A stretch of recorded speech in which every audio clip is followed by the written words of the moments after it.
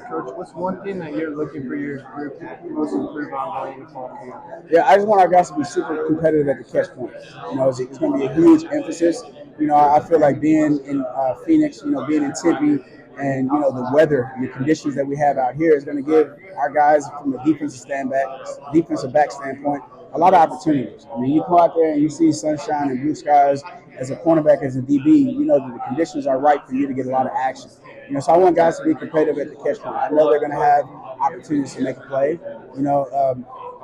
Given the game, and I want our guys to be really competitive at the catch point on a consistent basis, and don't panic. Yeah, I mean, how much confidence does it give you to implement what you want to do here when you have all the veteran leaders in your position? Yeah, it's a good feeling. A lot of those guys really like it here at Arizona State. They welcome the change. They welcome us with open arms. They bought into our culture. And I feel like those guys, are critical for us to have success here because it means something for them to be an Arizona State Sun Devil. So, having this new regime, having a guy like Gillingham that is also a Sun Devil, and knowing how much it means to them, I think our players see that. So just really establishing our culture from spring to summer to where we are now, I feel like it's in a really great place. And it's a real testament to some of those older guys, the Roe Torrances of the world, the Chris Edmonds, the Jordan Clarks, of kind of being a pillar to the program. Do you ever look back on guys that have been here in the past, like in recent years, like Chase Lucas, Jack Jones, to show those guys that it's possible to make that jump to the next level? Yeah, I think it's very possible. Obviously, I feel like the NFL is more of a genetics-based league. My job is to provide opportunity for guys to go out there on that field on Saturday, and if they're successful, the NFL is also evaluating and scouting those players. So if you want an opportunity to play for the next level, first you need an opportunity to get on the field. So I feel like where we are right now, I'm excited, and I feel like I just kind of want to take it one week at a time, and hopefully by the time we get into fall camp, we can kind of create a picture of what our identity is as a team right now. Is there one specific trait that you're looking for your corners or safeties and defensive back to hone in on going into? Yeah, outside of toughness and being competitive, movement skills is something that I prioritize, and we'll train our feet and work that every day at practice. I want guys to be exceptional in and out of their breaks and be able to move exceptionally well. It's something I covet when it comes to a recruiting standpoint, so it's something that I preach to our players, and we'll drill it on an everyday basis.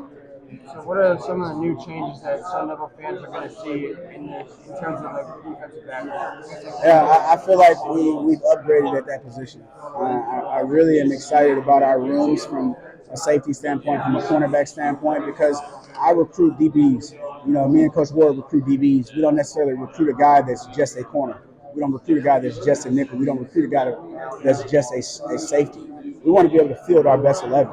If our number 3 corner is our second best nickel and our nickel goes down, I want to be able to put our number 3 corner at nickel instead of there being a drop off at nickel. I'm not saying there is a drop off, but that's just an example of us being able to field our best 11. So it's going to be a lot of guys that we feel that are in a position to cross train at other positions than exclusively at corner, then exclusively at nickel, then exclusively at safety.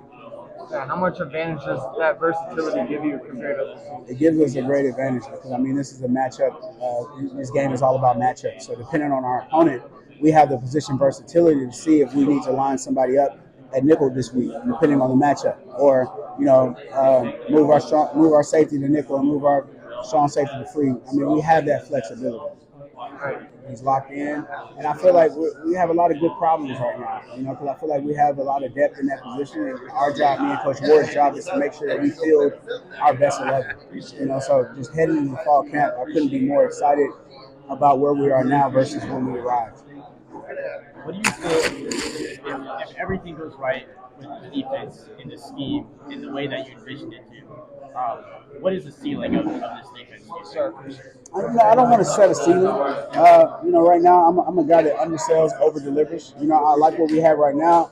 I just want to get these guys to have the mentality to take everything one game at a time. I don't want them looking into the future at big matchups down the road, because I do feel like this is a strong year for the Pac-12. And so there are going to be marquee matchups down the road, but I don't want our guys to worry about that. I want them to worry about what's in front of them, what's ahead of them, and just taking it one week at a time. you kind of tell your guys that like you're not going to get any better competition going up against receivers and their quarterbacks, especially just like you said, looking at the Pac-12 this year, it's just a loaded conference of playmakers. You kind of let them know that and be like, this is where like the money's made. I think they know that.